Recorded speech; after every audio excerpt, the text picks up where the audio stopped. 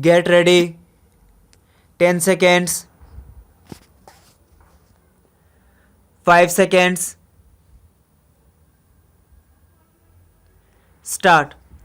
In the extraordinary situation created in the wake of the partition, it became necessary to enact a law to deal with the properties left by the evacuees. In the first instance, various state governments enacted their own laws.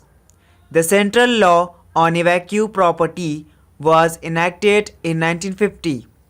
With the gradual return of the conditions to normalcy, it became possible to relax the provisions of this law.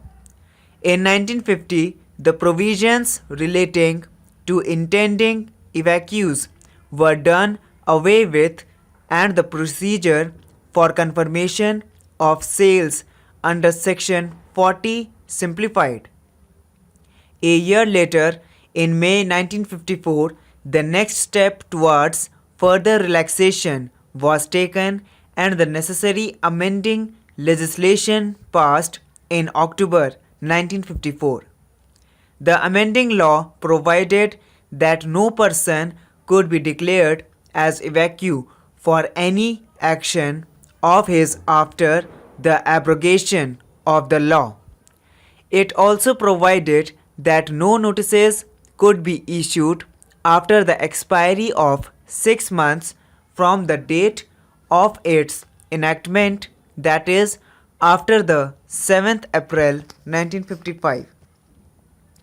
In May 1955, we found that nearly 2 lakh cases were pending under the Evacuees Property Act and the Allied Act relating to the separation of evacuee and non-evacuee interests in composite properties. The size of the problem was thus fairly large. So long as large numbers of cases remained pending, thousands of persons who were involved as parties in these cases would remain in a state of uncertainty. We thought that it was our foremost duty to ensure the expeditious disposal of these cases. We therefore studied the working of the Act to look for any relief which could be afforded to the members of the minority community within the four corners of the Act.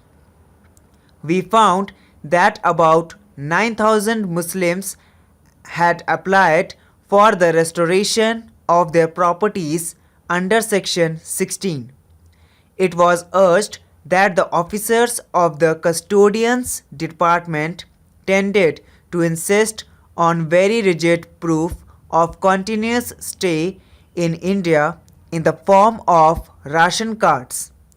Instructions were therefore given not to insist on ration cards and to accept other collateral evidence as proof of residence in India. Even oral testimony of respectable witnesses living in the neighborhood could be accepted. For the disposal of the pending applications, 3 special officers have been appointed in the ministry. Another matter which came to our notice related to persons who had occupied vacant evacuee properties without permission, taking advantage of the abnormal circumstances prevailing after the partition. It seemed unfair to us that after all these years, large-scale desolations of these persons, many of whom were Muslims, should be caused by asking them to leave the houses. We therefore decided that occupation by those persons who had occupied the premises on or before the 31st December 1950 may be regularized provided that the arrears of rent were paid. To help those who were unable to pay the arrears of rent. The facility of payment in 12 installments was given. In regard to the large number of judicial proceedings pending in the custodian's department, I wrote personally to every custodian expressing my deep anxiety in the matter and the need for speedy disposal. I also pointed out to them the desirability of taking a broad view of evacuee property cases and not to be guided by narrow or legalistic considerations. As a result of the persistent efforts in this direction, the number of cases has been brought down to less than half. Not content with the above measures, a thorough review of the provisions of the evacuee property law was carried out with a view to finding out whether any of the provisions could be amended with a view to simplifying the procedure. The present bill, which has been passed by the Lok Sabha, is the outcome of this examination. I would like to mention some of its important features. Another matter which came to our notice was that the custodians were sometimes using the provisions of Section 6, which empowers them to exercise superintendence and control over the subordinate officers to reopen cases already decided under the provisions of the Act.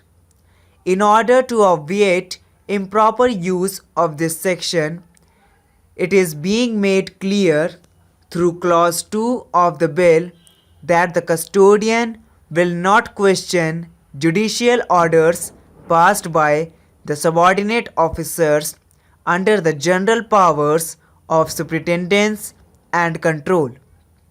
The power of superintendence and control of the custodian general is, however, being retained. In cases of glaring injustice, the custodian general would be able to rectify matters by passing orders under the provisions of Section 27, which gave him the power to call for the record of any proceedings for the purpose of satisfying himself as to the legality or propriety of any order and to pass a suitable order on it. It has been provided that the custodian general should be able to condone delays under the Indian Limitation Act.